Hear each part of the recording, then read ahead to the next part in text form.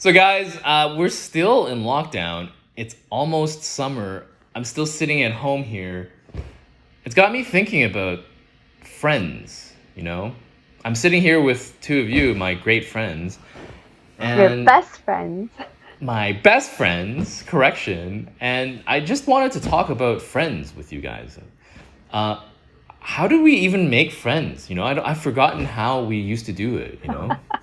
I'm surprised that John, you forgot. Means you have lived all of your life in one place, so it's different than for me experience. My experience, I was born in India. I traveled to US, made friends there, went back to India. Now I'm in Canada since 2 years. I've made new friends like you. But what has also happened is the friends which I had before in school, college, somewhere I have lost touch with them. And I realized that in the beginning, those friends were made because we had common activities. We're playing together or we are going out on trips together, Yeah. weekend parties. But over a period, I realized no, I really don't have much common with them. It was just that part of being together. And I don't know them as individuals so much. So that is what has happened to me. I get what you mean. It's like back in school when you guys were in such close proximity and then you guys were like going through different things together, like playing in recess or, taking classes together or even skipping school together, right? So it's the experiences that you have together that kind of make you as friends. You used to Yep. skip school? Shh. Wow, what a rebel! What That a is new. rebel! Clearly you didn't. You weren't one of the cool kids. Oh. No, but yeah, you're right, Guruji, because I used to have like a movie group, and we would always watch all the newest movies, like all the Marvel ones. But when you're not doing that activity, it's like your friendship is on pause, you know? Mm-mm. On pause. Kinda, yeah.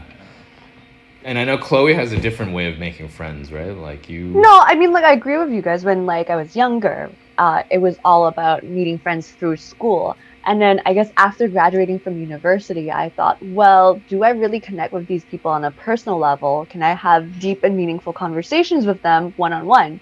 So I guess my method of making friends kind of changed. I started picking friends who really supported me and who were really uplifting and just like they bring this overall positive energy into my life. And yeah, that's how I pick my friends.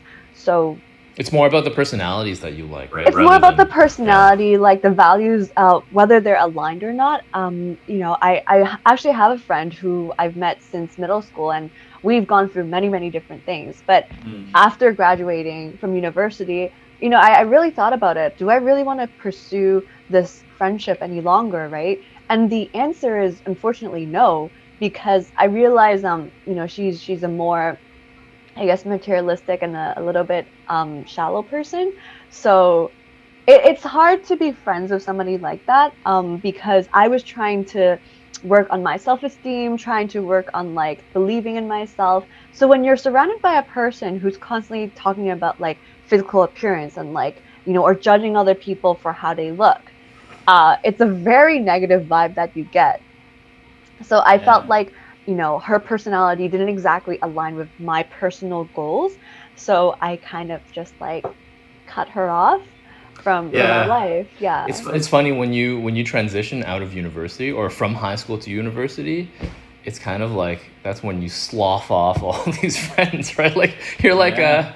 a moth to just like, and then like all these friends just drop off. Because college time is actually high school college time is about being part of the group, right? Yeah, Usually it you're not is. with It one person, is. and the funny part is you realize that if you meet one of the group persons separately, you're like, I really don't have anything to talk about with this person. I Yeah. don't connect. Your purpose is through, right? Like you got Yeah. me through this group stuff in high school. If I'm not in Now- group with this person, I Now I can't have can a spread my conversation. wings. Oh, that's really good. That's a really good analogy. You used to be a caterpillar, and now you're a beautiful butterfly. Because yeah, it's like it's almost liberating when you feel like, oh, you don't have like that social pressure to conform to a group, because school is tough, so you need a group environment, right?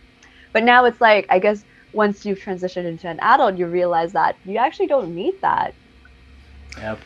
The Well, I Yeah. think you still do need some like not everybody can be like the level, like potential best friend candidates, right? Yeah. Like Yeah. it's just hard because you only have a limited amount of time to spend with all of your best friends. So Yeah.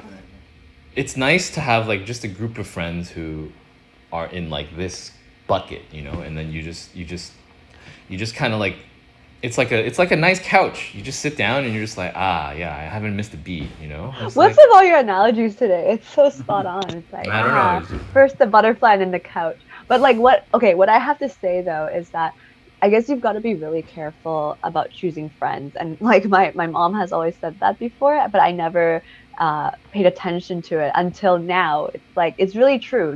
The 5 friends that are closest to you, they really shape your personality, your character. And so try to be more selective. It's like, who do you want to be as a person? And then think about what kind of people support that vision.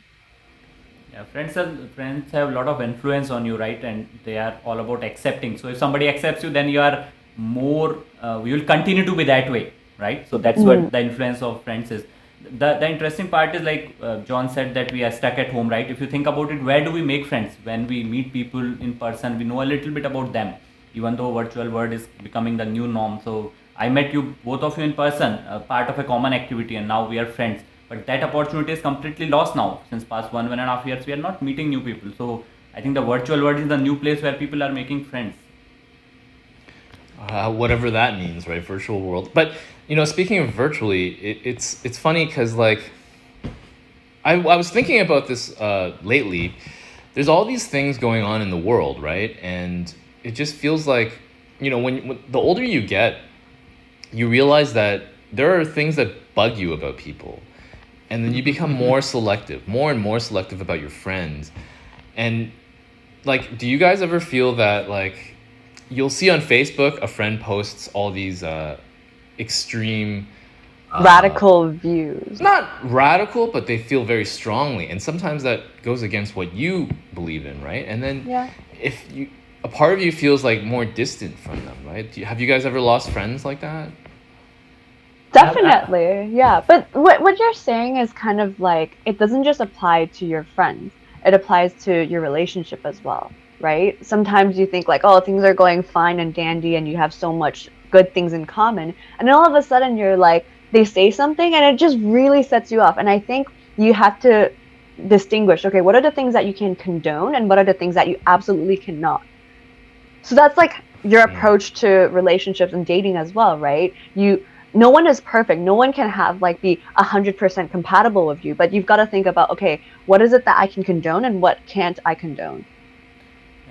To your question, John, yeah, I've not lost any friend like that. I'm not so much on social media. It's not something which I relate to so much. One more thing is that people are not the same when you meet them in person and you meet them on social media. There is a different personality. People are a lot more vocal about their likes, dislikes as much as they are in person compared to you. They are more on social. But people do talk things which make you wonder, is this the same person I knew in person? And how could they have such strong views?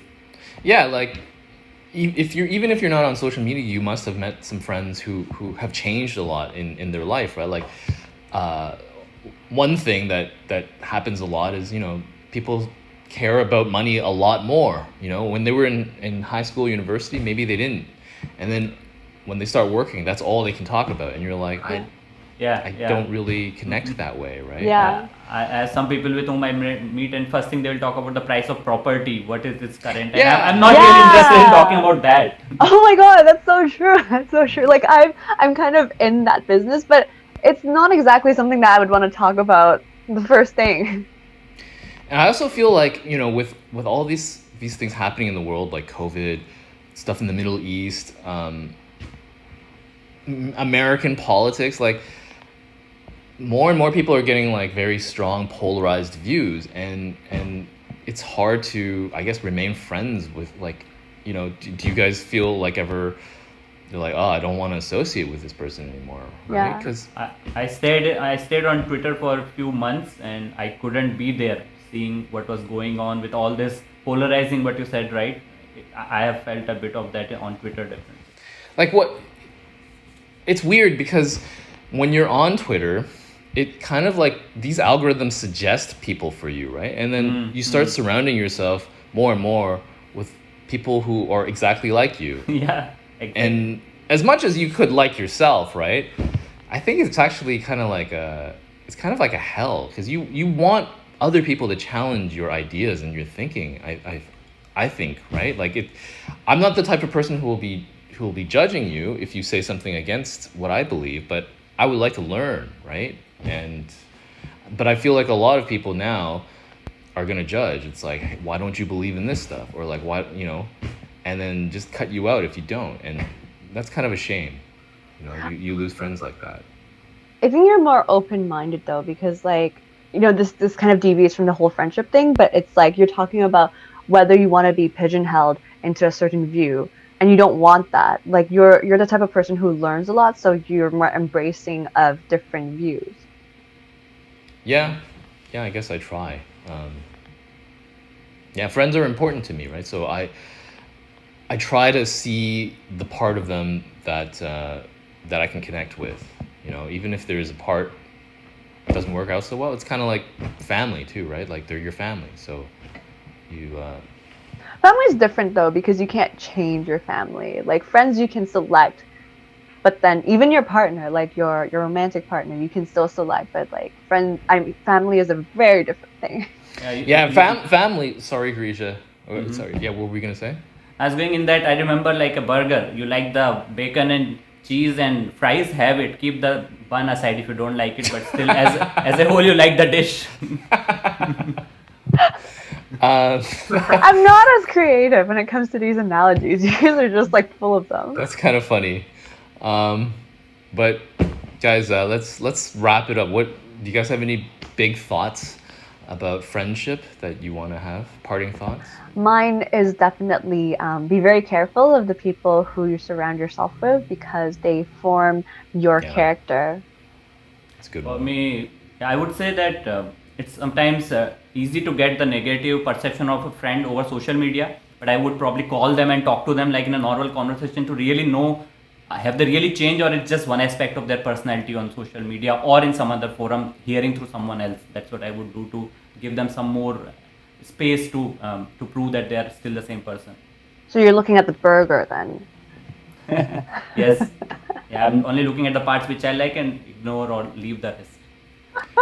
I have to agree with that, right? Like it's something drew you towards that person before, and you might not agree with everything that somebody believes in, but try to live with that, because that's what life is about. It's compromise. You can't find all these clones of yourself and be friends with those people. It's just not.